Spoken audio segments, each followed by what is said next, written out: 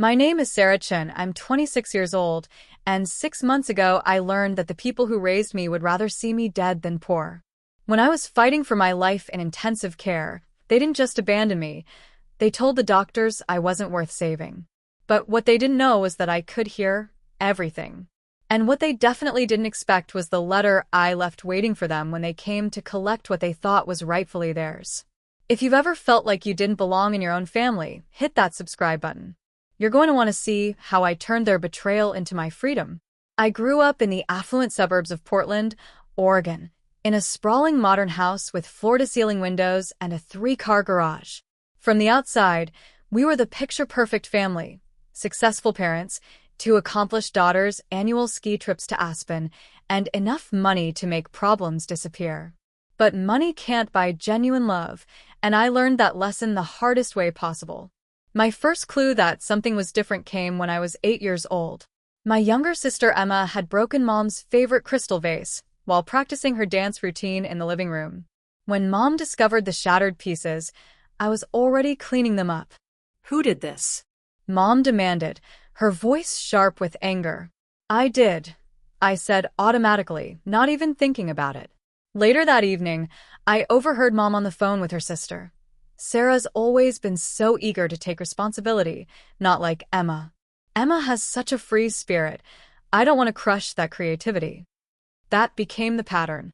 Emma's messes became my responsibility. Emma's failures became learning opportunities. Emma's successes became proof of her natural gifts, while mine were expected and therefore unremarkable. The differences were subtle but constant. Emma got the larger bedroom with the better view. Emma's artwork covered the refrigerator while mine was filed away in a folder. Emma's B+ in math was celebrated with dinner at her favorite restaurant, while my straight A's earned a distracted good job at best. Why does Emma get a party for making honor roll when I've been on it all year? I asked Dad, once when I was 12. He looked up from his newspaper with that patient expression he reserved for explaining obvious things to slow children. Emma had to work harder to achieve this, Sarah. It means more to her. You've always been naturally academic. We don't want you to become entitled. Entitled? That word would follow me throughout my childhood, used to explain why my achievements were minimized while Emma's were celebrated. The truth about my origins came out by accident when I was 14.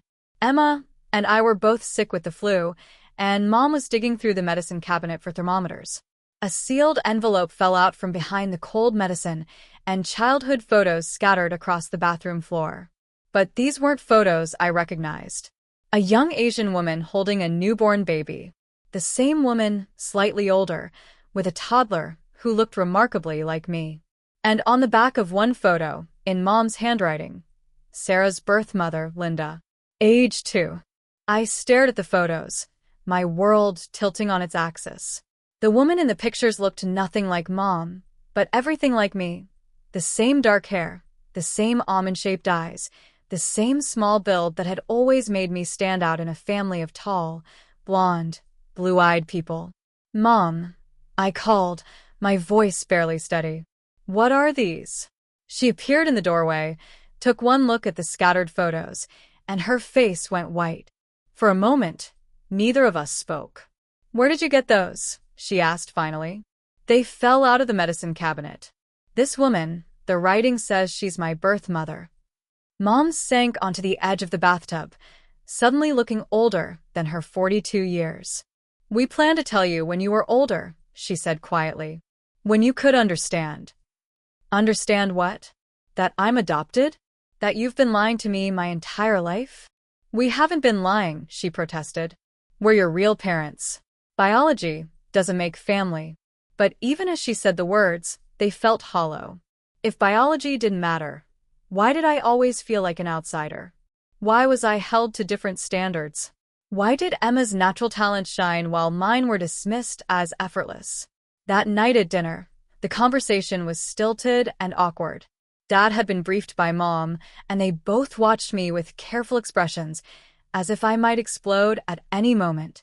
Do you have any questions about what we discussed today? Mom asked as she served dessert. I had 1,000 questions, but the most important one came out first. Do you love me the same as Emma? The pause was barely perceptible, but I caught it. In that fraction of a second of hesitation, I had my answer. Of course we do, Dad said finally. You're both our daughters. But love isn't something you declare, it's something you show. And looking back over 14 years of subtle differences, of double standards, of conditional affection, I realized that their love for me had always come with asterisks and fine print. Over the next few years, I threw myself into becoming perfect. If I couldn't be loved unconditionally, perhaps I could be valued for my contributions. I graduated valedictorian from high school, earned a full scholarship to Stanford, and started my own software development company before I turned 23. My parents attended my graduation, of course. They smiled for photos and accepted congratulations from other parents about their accomplished daughter. But there was always something performative about their pride, as if they were playing the role of loving parents rather than actually being them. The only person who seemed to truly see me was my grandfather, Robert Chin. He was my biological grandfather. My birth mother, Linda, had been his daughter. When I learned about the adoption, he was the first person I sought out. I wondered when you'd come looking for answers, he said when I appeared on his doorstep the summer after my senior year of high school. He lived in a modest house in Chinatown, surrounded by books and the smell of jasmine tea. Did you know about me? All these years. He nodded sadly. Your mother made your parents promise they'd let me be part of your life. They didn't honor that promise. Over the course of that summer, and every summer afterward, Grandpa Robert filled in the pieces of my history. My birth mother, Linda, had been 19 when she got pregnant. The father was a college boyfriend who disappeared when he learned about the baby. Linda had been working 2 jobs and going to school part-time. She wasn't ready to be a mother. Your parents seemed perfect, Grandpa explained during one of our many conversations on his small back porch. Successful, stable, desperate for a child. Linda thought she was giving you the best possible life. Did she ever regret it? His eyes grew distant. Every day until she died. She wanted to contact you, but the adoption was closed. She wrote you letters she never sent. I still have them. Those letters became my most treasured possessions. Hundreds of pages of a mother's love, documenting every birthday I'd missed with her, every milestone she'd imagined celebrating. She died in a car accident when I was 16, just 2 years after I'd learned of my adoption. I'd missed my chance to know her by mere years. Grandpa Robert became my anchor, the one person who loved me without conditions or comparisons. He taught me about my heritage, helped me understand where my drive and determination came from. He also taught me about self-worth that didn't depend on others' approval. Your worth isn't determined by how much your adoptive parents love you, he told me once when I was particularly frustrated by their treatment. You are valuable because you exist, because you're kind, because you work hard, because you have a good heart. Don't let their limitations define your value. When I graduated from Stanford, Grandpa was the proudest person in the audience. When I started my company, he was my first investor, not with money he didn't have, but with unwavering belief and support. When I succeeded, he celebrated like it was the greatest achievement in the world. My relationship with my adoptive parents, meanwhile, continued to deteriorate. When my company was featured on the cover of Tech Weekly as one of the top 10 startups to watch, Dad's law firm was representing a competitor in a patent dispute against us. How could you take that case? I confronted him at Sunday dinner. It's a direct conflict of interest. Business is business, Sarah, he replied coolly. I can't show favoritism just because you're my daughter. But he never had trouble showing favoritism when it came to Emma. When she needed a character reference for medical school, he'd personally called the admissions director. When she'd wanted an internship at a prestigious hospital, he'd pulled strings to make it happen. Somehow, favoritism was only a problem when it might benefit me. The final breaking point came 2 years ago, during what should have been a celebration. My company had just been acquired by a major tech corporation for $27 million. I was 24 years old and financially set for life. At the family dinner to celebrate my success, the conversation quickly turned to how I should use the money. You'll want to invest conservatively, Dad advised. Young people often make foolish decisions with sudden wealth. Maybe you could help Emma with her student loans, Mom suggested. Medical school is so expensive. I looked around the table, at parents who'd never believed in my dreams, at a sister who'd always been handed everything she wanted, at people who saw my success as their opportunity. Actually, I said quietly, I'm planning to donate most of it to establish a scholarship fund for adopted children. Grandpa Robert is helping me set it up. The silence that followed was deafening. That's very noble, Mom said finally, her voice tight. But perhaps you should think about family first. I am thinking about family, I replied. The family that actually supported me. Dad's face darkened. Your grandfather has always resented us. He's poisoned you against your real family. My real family? The words came out sharper than I intended. My real family would have celebrated my achievements instead of diminishing them. My real family would have loved me without conditions. I stood up, my napkin falling to the floor. I'm done trying to earn love that should have been freely given. That was the last family dinner I attended. I changed my phone number, moved to a new apartment across town, and built a life that didn't revolve around their approval. The only family member I maintained contact with was Grandpa Robert, who understood better than anyone what it meant to be excluded from the Chin family inner circle. 8 months ago, Grandpa's health began declining rapidly. At 83, he'd been fighting prostate cancer for 2 years, but he'd always been so vibrant that it was easy to forget he was sick. When he was hospitalized with pneumonia, I took a leave of absence from work to be with him. I need to tell you something, he said during one of our quiet afternoons in his hospital room. About my will, about what I'm leaving you. Grandpa, don't talk about that. You're going to get better. He smiled that gentle smile that had comforted me through so many difficult moments. We both know I'm not, sweetheart. And that's okay. I've had a good life, especially these last few years getting to know you. He pulled a legal document from his bedside table. The house, my savings, everything, it's all going to you. You're the only real family I have left. I tried to protest, but he held up a hand. Your birth mother was my only child. You're her daughter, which makes you my granddaughter in every way that matters. That house has been in our family for 60 years. It should stay with family. He died peacefully in his sleep 3 weeks later. I was holding his hand when he passed, and I felt like I was losing the only parent who'd ever truly loved me. The funeral was small, just a few of his neighbors from Chinatown, some colleagues from the university where he'd taught mathematics, and me. My adoptive parents didn't attend, though I'd sent them notice. They'd never acknowledged Grandpa Robert as family, so I suppose it made sense they wouldn't acknowledge his death either. The reading of the will confirmed what Grandpa had told me. The house, his savings account, and his small but valuable collection of first edition books were all left to me.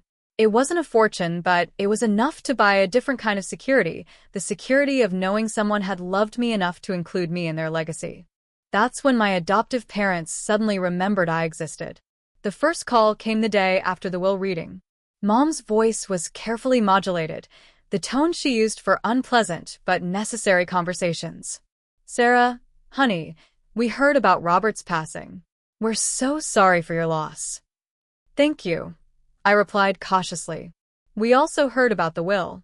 That's quite a responsibility he's left you with. If you need help managing everything, I can handle it, Mom. Of course, of course. It's just that property in Chinatown can be tricky to maintain.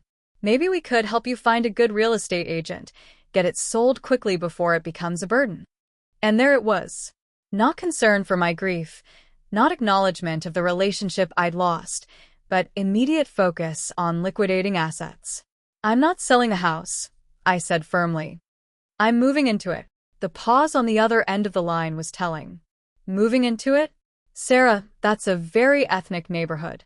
Wouldn't you be more comfortable somewhere more suitable for someone in your position? The casual racism in her comment made my stomach turn. This was the woman who'd raised me, dismissing my heritage as something unsuitable for my position. It's my heritage, Mom, and it's my decision. More calls followed over the next few weeks. Dad wanted to discuss tax implications of the inheritance. Emma suddenly wanted to reconnect, suggesting we grab lunch to catch up. When subtle pressure didn't work, they moved to more direct manipulation. We're just concerned that you're making emotional decisions, Dad explained during one particularly patronizing phone call. Grief can cloud judgment. Maybe you should consider establishing a trust, with family members as trustees to help guide your decisions. Family members like you? I asked. Who else? We're your parents, Sarah. We only want what's best for you. But I'd learned long ago that their definition of what's best for me rarely aligned with what I actually wanted or needed. Moving into Grandpa's house was like coming home in a way I'd never experienced before. Every room held memories of our conversations, of the summers I'd spent learning about my culture, of the unconditional love he'd shown me. I kept most of his furniture, adding only a few pieces to make the space my own. The neighborhood embraced me immediately. Mrs. Wong next door brought me homemade dumplings. Mr. Liu across the street helped me fix a leaky faucet. The corner grocery store owner, David, remembered me from my visits with Grandpa and always asked how I was settling in.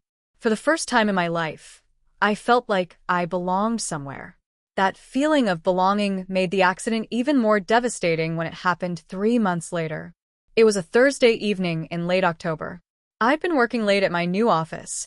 I'd started a nonprofit focused on supporting adopted children, using the proceeds from my company's sale. The work was fulfilling in a way my previous success had never been. I was driving home through the narrow streets of Chinatown when it happened. A delivery truck ran a red light at the intersection of Grant and Jackson, slamming into the driver's side of my car at 40 miles per hour. I remember the sound, metal crushing metal, glass exploding, my own scream cutting through the noise. Then spinning, the world tumbling around me, and finally the jarring stop when my car slammed into a streetlight. After that, darkness. I later learned that I'd been unconscious for 6 hours. The impact had caused severe internal bleeding, 3 broken ribs, a punctured lung, and most critically, a traumatic brain injury from where my head had struck the window. The paramedics had to use the jaws of life to extract me from the wreckage. When I first regained consciousness in the ICU at San Francisco General, I couldn't move or speak. The doctors later explained that this condition, being conscious but unable to respond, was a result of the brain trauma and the heavy sedation they'd administered to control the swelling. But I could hear everything. The first voice I recognized was Dr. Martinez, the neurologist managing my case, explaining my condition to someone. The next 72 hours are critical, she was saying. We've managed to stabilize the internal bleeding, but the brain injury is severe. She'll need immediate surgery to relieve the pressure, followed by intensive rehabilitation if she survives. If she survives? That was Mom's voice, sharp with what sounded like irritation rather than concern. The brain injury is significant, Dr. Martinez replied carefully. Even with successful surgery, there's no guarantee of full recovery. She may have lasting cognitive impairment, motor function loss, or remain in a vegetative state. I see. Dad's voice was clinical, detached. And what would that involve? Long-term care? Potentially, yes. Years of rehabilitation, specialized care facilities, significant medical expenses. There was a pause, then Mom spoke again. Doctor, there's something we need to clarify. Sarah isn't actually our biological daughter. She was adopted informally. The paperwork was never properly finalized. My heart stopped. Even semi-conscious and broken, I recognized the lie immediately. I'm sorry. Dr. Martinez sounded confused. Her emergency contact information lists you as her parents. That's a misunderstanding, Dad interjected smoothly. We cared for her as a child, but she's never been legally adopted. We have no parental rights or responsibilities. But surely, the doctor began. What my husband is trying to explain, Mom interrupted, is that we're not obligated to make medical decisions for her. She's an adult, she's made her own choices about her life, and frankly, she's been estranged from our family for some time. We understand she recently inherited some property, Dad added, as if that explained everything. She'll need to rely on those resources for her care. Dr. Martinez's voice had turned noticeably cooler. Are you refusing to authorize emergency surgery for this patient? We're clarifying that we don't have the authority to authorize it, Mom said. She's not our responsibility. I see. There was a long pause. And you're comfortable with that decision? leaving an unconscious woman with no advocate. "She's an adult," Dad repeated. "She made it clear she didn't want us involved in her life. We're simply respecting her wishes." They were lying, and they knew it. The adoption had been completely legal. I had the papers in my filing cabinet at home. But they saw an opportunity to walk away from any responsibility while positioning themselves to inherit whatever assets I might leave behind. "There is the matter of next of kin for her estate," a new voice said. "A hospital administrator," I realized. "If she doesn't survive, who would inherit her assets?" "That would depend on her will," Dad replied, but I could hear the interest in his voice. Though given our long-standing relationship, despite the informal adoption arrangement, they were already calculating. I was lying unconscious with a traumatic brain injury, and they were already planning how to claim my inheritance. "We should discuss this with our attorney," Mom said. "The situation is complex." "Of course," the administrator replied. "In the meantime, we'll need to proceed with emergency protocols for her care." I heard footsteps moving toward the door, then Mom's voice, lower but still audible. "How long before we know if she'll recover?" "Several days for the surgery outcome. Weeks or months for cognitive assessment," Dr. Martinez replied. "And if she doesn't recover? If she remains incapacitated? Then decisions about long-term care would need to be made by whoever holds medical power of attorney, or by the courts if no one claims responsibility." More footsteps, the door opening and closing. They were gone. I tried to scream, to move, to give any sign that I was conscious and aware, but my body wouldn't respond. I was trapped inside myself, forced to listen as the people who'd raised me abandoned me to protect their own interests. But I wasn't completely alone. Dr. Martinez returned a few minutes later, and I heard her speaking to someone, a nurse, I thought. "I've never seen anything like that," she said, her voice filled with disgust. "Their own daughter, and they just walked away." "Adopted daughter," the nurse, Kelly, I learned later, corrected. "Though they raised her from infancy, from what I understand. Still, 26 years, and they abandon her the moment she becomes inconvenient." Dr. Martinez was clearly struggling with what she'd witnessed. "Run a social work consult. This patient needs an advocate." Over the next few days, as I drifted in and out of consciousness, I learned more about my situation. The social worker, Janet, had tried repeatedly to contact my adoptive parents. They'd stopped answering calls from the hospital. Their attorney had sent a letter formally disclaiming any parental relationship or responsibility. But I also learned I wasn't entirely without support. My business partner Marcus had been contacted and was handling the authorization for my surgery. David from the corner grocery store had been calling the hospital daily for updates. Mrs. Wong had brought flowers and sat with me during visiting hours, even though I couldn't respond. The surgery to relieve pressure on my brain was successful, though I remained unconscious for another week afterward. When I finally woke up, really woke up, able to move and speak, the first person I saw was Marcus. "Thank God," he said, relief evident in his voice. "We weren't sure you were going to make it." "How long?" My voice was barely a whisper, my throat raw from the breathing tube. 2 weeks. "You've been unconscious for 2 weeks." The memories came flooding back, the accident, the hospital conversations, my parents' abandonment. But along with the pain came a surprising sense of clarity. "Marcus," I said, struggling to sit up. "I need you to do something for me." Recovery was brutal. The physical therapy was agonizing, my broken ribs making every breath painful. The cognitive rehabilitation was frustrating. Simple tasks that had once been effortless now required enormous concentration. But the emotional recovery was the hardest part. Learning that your parents would rather let you die than take responsibility for your care leaves scars that don't heal easily. But it also brought a certain freedom, the freedom of finally knowing exactly where I stood with them. They've been calling the hospital. Janet, my social worker, informed me during one of our sessions, claiming there was a misunderstanding that they want to be involved in your care decisions. I wasn't surprised. Word had probably gotten out that I was recovering, that I might actually survive and inherit Grandpa Robert's estate. "Have they visited?" I asked. "No. Just phone calls to the administrative offices." "Don't take their calls," I said firmly. And if they show up, I don't want to see them. Marcus helped coordinate my discharge and arranged for home health care during my recovery. Mrs. Wong insisted on cooking for me during my first weeks back home. David from the grocery store delivered anything I needed, so I wouldn't have to leave the house before I was ready. This was what real family looked like, people who showed up without being asked, who helped without expecting anything in return, who cared about my well-being rather than my assets. 2 months after the accident, when I was strong enough to handle complex tasks, I called my attorney, Jennifer Walsh. I need to update my will, I told her. And I need to draft a letter. What kind of letter? The kind that tells the truth. Jennifer came to my house the following week with the necessary paperwork.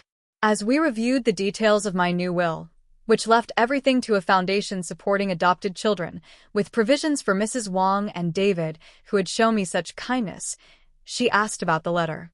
Are you sure about this approach, Sarah? It's quite comprehensive. I looked at the pages of documentation I'd compiled, hospital records, the audio recording I'd managed to obtain through Jennifer's legal channels, the adoption papers proving my parents had lied about our legal relationship. They abandoned me when they thought I was dying, I said. Then they tried to swoop in when they thought I might live to inherit money. They deserve to know that their actions have consequences. The letter took me weeks to write. I went through dozens of drafts, each one either too angry or too forgiving. Finally, I found the right tone, not vindictive but truthful, firm but not cruel, clear about what had happened and what it meant for our future relationship. The plan was elegant in its simplicity. My parents had been calling Marcus, trying to get information about my recovery and my assets. When they learned I was back home and doing well, they'd undoubtedly want to reconnect, not out of love, but out of financial interest. I had Jennifer set up a meeting at my house, ostensibly to discuss family matters and my ongoing recovery. The letter would be waiting for them on Grandpa Robert's old dining table, along with copies of all the evidence I'd gathered. Are you prepared for how they might react? Jennifer asked as we finalized the arrangements. I've been preparing for this my whole life, I replied. I just didn't know it. The day arrived 3 weeks later. I watched from upstairs as their black BMW pulled into my driveway at exactly 2 p.m. Mom emerged first, looking around the neighborhood with the same barely concealed disdain she'd shown when I'd told her I was moving here. Dad followed, checking his expensive watch as if this was just another appointment in his busy schedule. Emma was with them, which surprised me. I hadn't spoken to my sister since before Grandpa Robert's death, and I wondered what story they'd told her to get her here. I listened as they knocked on the door, then used the key they apparently still had from before I'd changed the locks. Their voices carried up the stairs as they entered the house. It looks exactly the same, Emma commented. All this old furniture. Asian decor, Mom said dismissively. Very ethnic. Where is she? Dad asked impatiently. Sarah, he called loudly. We're here for our meeting. I gave them 5 more minutes to discover the letter on the dining table, then made my way downstairs slowly, still favoring my injured side. They were standing around the table when I entered the dining room. Mom was holding the letter, her face pale. Dad was reading over her shoulder, his expression growing darker with each page. Emma looked confused, glancing between the letter and her parents. What is this? Dad demanded, waving the pages at me. The truth, I replied, taking a seat at the head of the table, Grandpa Robert's old chair. Something you've never been comfortable with. These are lies, Mom protested. Taken out of context. Really? Which part? I picked up a remote control and clicked on the tablet I'd set up on the table. The audio recording began playing, their voices clearly stating that I wasn't their daughter, that they owed me nothing, that they wouldn't authorize treatment. Emma's face went white as she listened. Mom? Dad? What is this? A misunderstanding, Dad said quickly, but his usual confidence was shaken. We were in shock, not thinking clearly. You were thinking very clearly, I interrupted, stopping the recording. You saw an opportunity to rid yourselves of the adopted daughter who'd become inconvenient, while positioning yourselves to inherit my assets. That's not true, Mom insisted, but she couldn't meet my eyes. Isn't it? I pulled out the hospital records Jennifer had obtained. These show that you formally disclaimed any parental relationship. You told the doctors I wasn't legally adopted. Emma grabbed the papers, scanning them quickly. You told them she wasn't our sister? She's not, Mom said sharply, then seemed to realize how that sounded. I mean, not biologically. Not at all, according to these documents, Emma said, her voice rising. You told them you had no responsibility for her. You left her to die. We thought she was going to die anyway, Dad said defensively. The doctors said her chances were poor. So, you decided to help those chances along by denying her treatment? I asked calmly.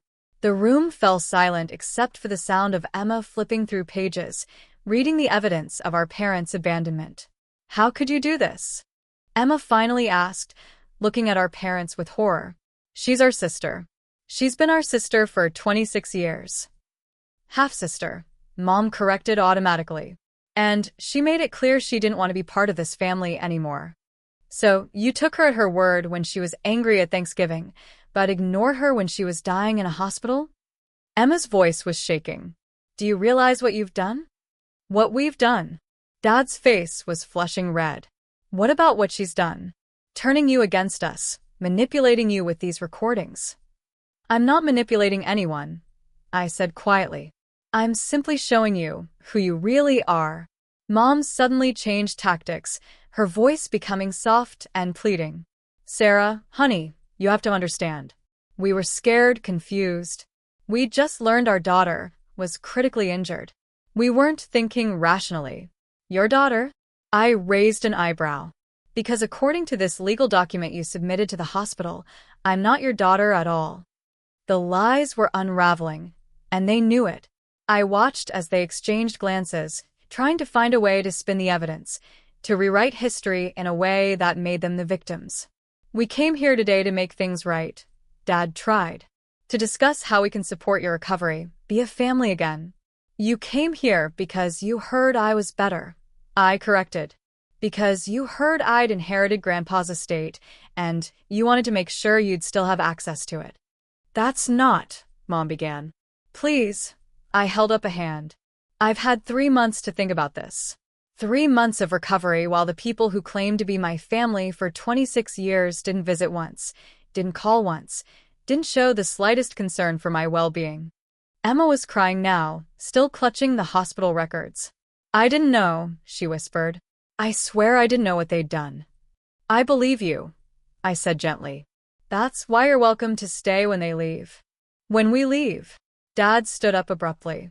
This is ridiculous. You're our daughter, whether adopted or not. You can't just dismiss 26 years of family. Watch me. The simple response seemed to hit him harder than any angry words could have. I picked up another set of documents from the table. These are copies of my new will. You'll notice that you're not mentioned anywhere in it. The house, the money, everything goes to establish a foundation for adopted children who've been abandoned by their families. You can't do that, Mom protested. We're your family. We have rights. What rights? I asked. According to your own legal filing, you have no parental relationship with me. You can't have it both ways. The room was quiet except for Emma's quiet sobbing. Finally, Dad straightened his tie and picked up his car keys. Come on, Margaret. We don't have to listen to this. What about Emma? Mom asked, looking at our sister, who was still seated at the table. What about me? Emma looked up, her eyes red but determined. I'm staying. Emma, you don't understand. I understand perfectly, she said firmly. I understand that my sister nearly died, and instead of supporting her, you abandoned her. I understand that you lied to doctors and lawyers, and probably to me. I understand that I've been part of a family that could treat someone with such cruelty. Dad's face darkened. Fine. Stay. But don't come crying to us when you realize how she's manipulated you. The only manipulation here is yours, Emma shot back. 26 years of making her feel less than, making her work twice as hard for half the recognition. I see it all clearly now. They left without another word, the front door slamming behind them hard enough to rattle the windows. Emma and I sat in silence for several minutes, the weight of what had just happened settling between us. "I'm sorry," she finally said. "I'm so sorry." "For what?" "For not seeing it sooner. For benefiting from their favoritism while you suffered. For not being a better sister." I considered her words carefully. Emma had been the golden child, but she'd also been a child. She couldn't be held responsible for our parents' choices. "You were their daughter," I said finally. "You loved them and trusted them. That's not something to apologize for." "But I should have seen." "Should have seen what?" "That they were capable of letting me die to avoid medical bills." I shook my head. I didn't see it either until it happened. We talked for hours that day. Emma told me about the guilt she'd always carried about our parents' different treatment of us, how she'd tried to compensate by being less successful, less demanding. I told her about the years of feeling like an outsider, about Grandpa Robert's love, about the accident and its aftermath. "What happens now?" she asked as the sun began setting outside Grandpa's windows. "Now I build a life that doesn't depend on their approval," I said. "I already started, actually. The foundation is launching next month. And us? Is there room in that life for a sister who's trying to do better?" I looked at Emma, really looked at her. She was 24 years old, a successful medical resident, someone who'd been raised with love and privilege. But she was also someone who'd chosen truth over comfort. Someone who'd stayed when it would have been easier to leave. "There's room," I said finally. "But it has to be real. No more pretending our childhood was normal, no more making excuses for them." "I don't want to make excuses," she said firmly. "I want to understand. I want to be the sister I should have been all along." That conversation was 6 months ago. Emma has kept her word. She moved out of our parents' house and into a small apartment near the hospital where she works. We have dinner once a week, usually at my house, and she's become genuinely interested in my foundation work. Our parents made several more attempts to reconcile, not with genuine apologies, but with manipulation and guilt trips. They sent lawyers threatening to challenge my inheritance. They spread rumors in their social circle about my instability following the accident. They even tried to get Emma to intervene on their behalf. None of it worked. The legal challenges failed because the adoption papers were legitimate and their hospital abandonment was thoroughly documented. The social rumors only damaged their own reputation when people learned the truth. And Emma refused to be their messenger. "They keep asking me to talk to you," she told me during one of our dinners. "To convince you to come to your senses." "What do you tell them?" "That my sister is the sanest person I know, and they're lucky she's willing to forgive them enough to leave them alone instead of pursuing legal action for abandonment." The foundation launched 4 months ago. We provide support for adopted children who are struggling with identity issues, family conflicts, or abuse. We also offer emergency assistance for adopted adults who find themselves without family support during medical crises, something that shouldn't exist but clearly does. Emma volunteers at our weekend workshops, sharing her perspective as someone who grew up with adopted siblings. Her insight has been invaluable in helping families understand the unique challenges of adoption and the importance of unconditional love. "I never realized how different our experiences were," she told the group during one session. "I was celebrated for everything while Sarah was expected to be grateful for basic parental attention. It took nearly losing her to understand how wrong that was. Mrs. Wong still brings me dumplings every Sunday. David still checks on me when I don't stop by the store for a few days. Marcus and I have started a new company focused on accessibility technology for people with disabilities, inspired by my own recovery process. This is what family actually looks like. People who show up when you need them, who celebrate your successes without resentment, who support you through difficulties without keeping score." Last week, I received a letter from my parents. Not a legal document this time, but a handwritten note from Mom. She wrote about missing me, about wanting to rebuild our relationship, about how they'd learned from their mistakes. But there was no real apology in the letter. No acknowledgement of the specific harm they'd caused. No understanding of why their actions were so devastating. Just vague references to misunderstandings and difficult times. I showed the letter to Emma during our weekly dinner. "Are you going to respond?" she asked. "I already have," I said, showing her my reply. It was brief and to the point. I'm glad you say you've learned from your mistakes. I hope that learning helps you treat Emma better than you treated me. As for rebuilding our relationship, some things can't be rebuilt, they have to be built from scratch, and that requires foundation work you've shown no interest in doing. I wish you well, but I've built a life that doesn't need your approval to be meaningful. Emma read it twice, then nodded approvingly. Firm but not cruel. I'm not angry anymore, I realized as I said it. I was for a long time, but anger was just another way of staying connected to them. I've finally let that go. How does it feel? Free, I said and meant it. Like I can finally breathe. 6 months after nearly dying alone in a hospital because my parents wouldn't authorize treatment, I hosted a dinner party in Grandpa Robert's dining room. Emma was there, along with Marcus, Mrs. Wong, David, Jennifer, my attorney, and Dr. Martinez, who had become a friend during my recovery. As I looked around the table at these people who had chosen to be in my life, who had supported me without expecting anything in return, I felt a completeness I'd never experienced growing up. I'd like to make a toast, I said, raising my glass. To family, not the one you're born into, but the one you build. To people who show up when it matters, who tell the truth even when it's difficult, and who prove that love is a choice, not an obligation. To chosen family, Emma added, her voice thick with emotion. To chosen family, the table echoed. Later, after everyone had gone home except Emma, we sat on Grandpa Robert's back porch with cups of jasmine tea, watching the lights of Chinatown twinkle in the darkness. Do you ever wonder what would have happened if the accident hadn't occurred? Emma asked. If you'd never learned what they were really like? Sometimes, I admitted. But I think I would have figured it out eventually. The accident just forced the truth into the open. I'm glad it did, she said quietly. I'm glad I finally know who my parents really are and who my sister really is. And who's that? Someone who survived abandonment and betrayal and chose to build something beautiful instead of becoming bitter. Someone who taught me that love isn't about blood or obligation.